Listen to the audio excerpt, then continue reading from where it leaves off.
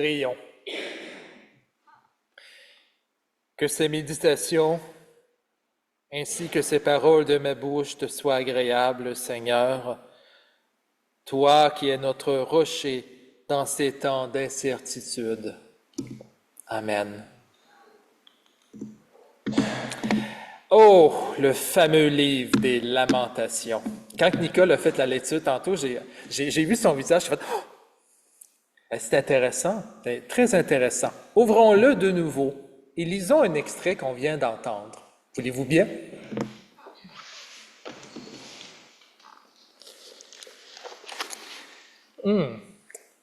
Même s'il fait souffrir, il est plein de tendresse, tant sa bonté est grande. Ce n'est pas de bon cœur que Dieu accable et fait souffrir les êtres humains. Ouf! Est-ce que j'ai bien fait de choisir cette lecture-là aujourd'hui? Comme on dit en anglais, il y a une belle expression en anglais, « elephant in the room ». Comme plusieurs sans doute, aborder le livre des Lamentations, c'est pas évident pour quelconque communauté que ce soit.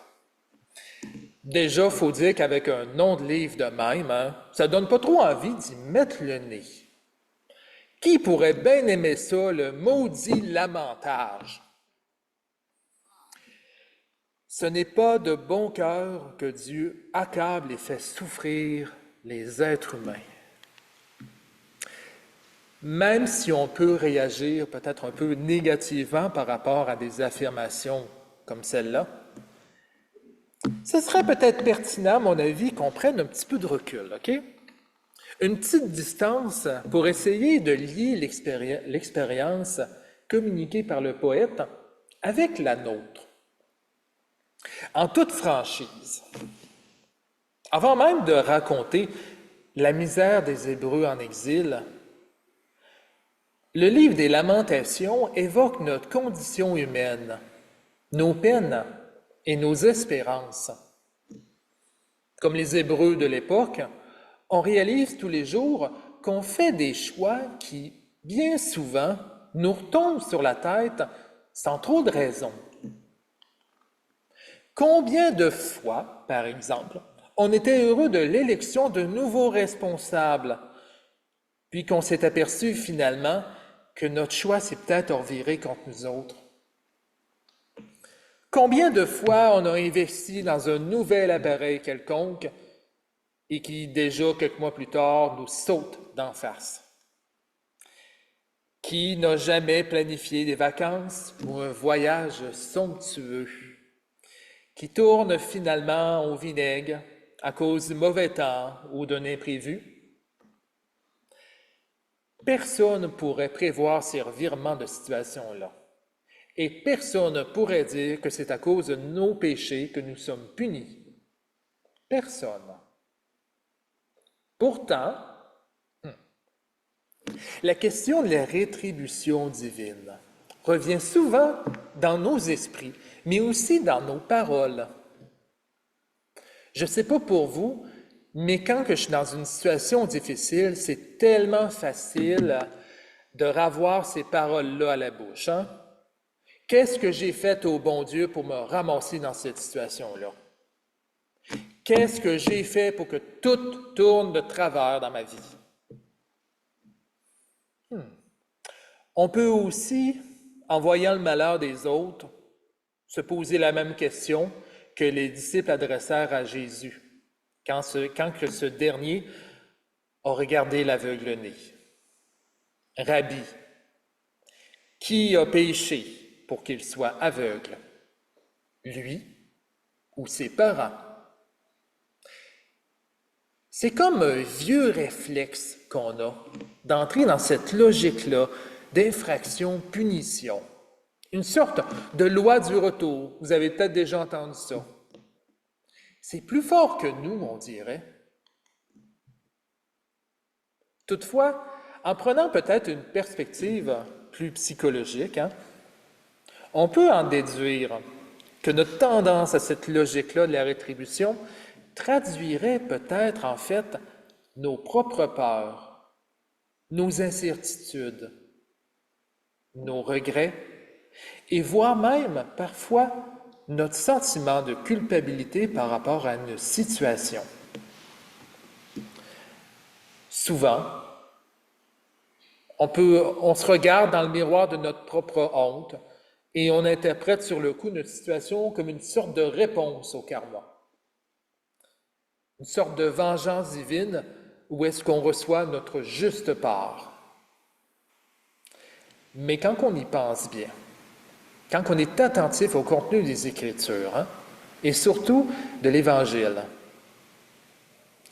ça se trouve à être à quelque part en opposition avec la grâce qui nous a été communiquée par Jésus.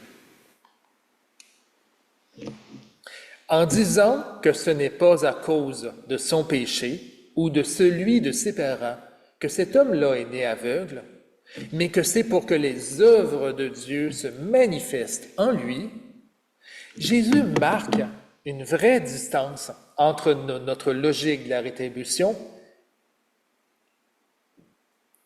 une distance avec notre logique de la rétribution, mais en même temps, il ne laisse pas vraiment de place au hasard non plus.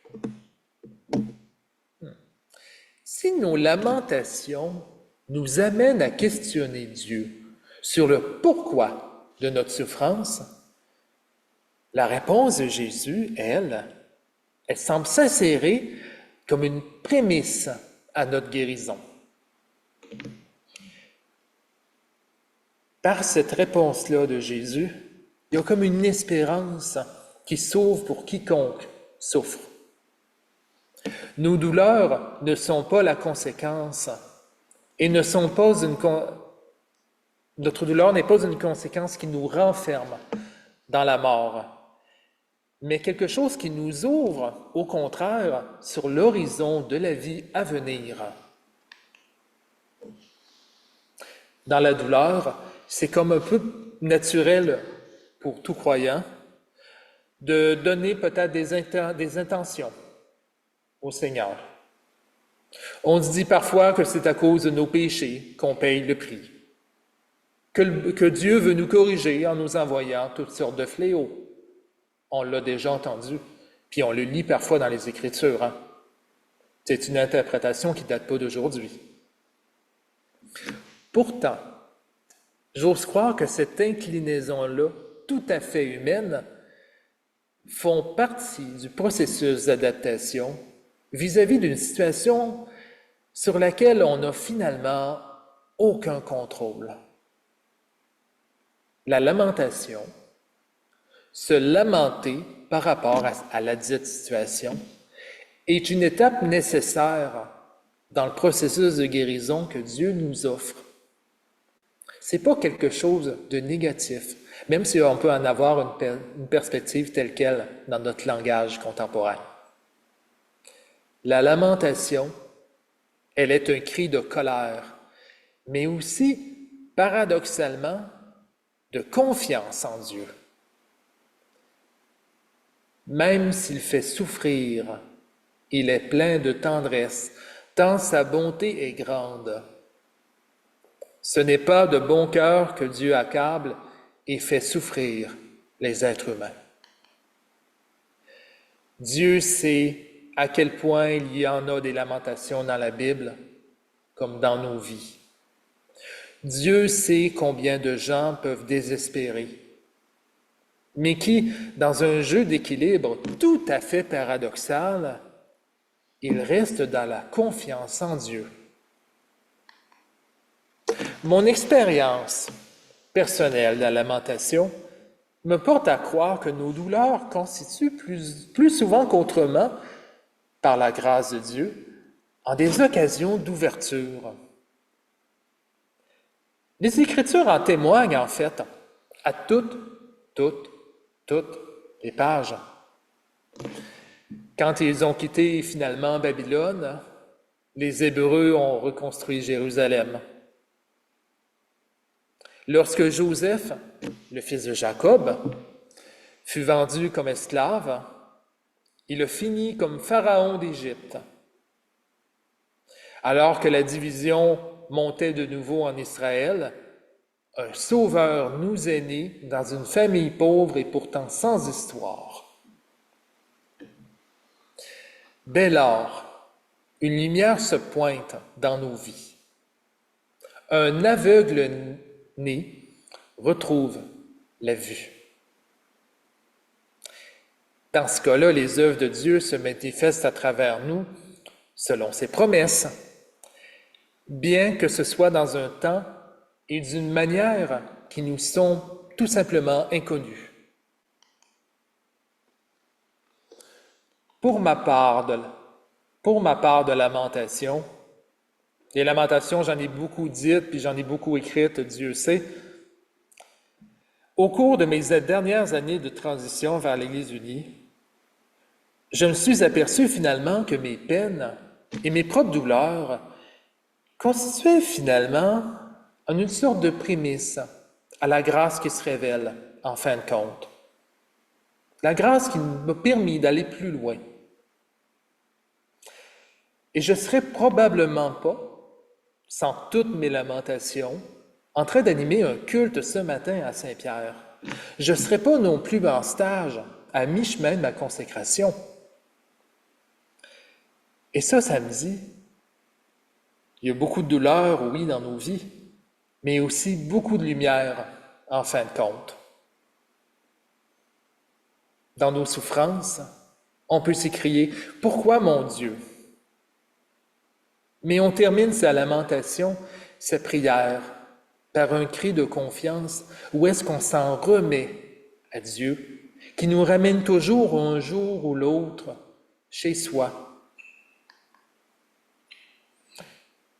Dans notre espérance et notre expérience, il importe de nous rappeler à quelque part que, après nos misères, nos doutes, nos déroutes, nos deuils, il y a toujours la grâce de Dieu qui nous sourit. Comme dit le poète, c'est pas de bon cœur que Dieu accable et fait souffrir les êtres humains. Même s'il fait souffrir, il est plein de tendresse pareille, tant sa bonté est grande. On peut être d'accord avec cette affirmation-là ou pas. Hein? Toutefois, je nous invite ce matin à nous souvenir de ceci.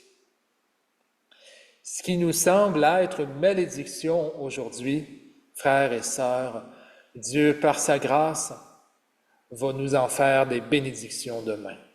J'en suis certain. Pour ce faire,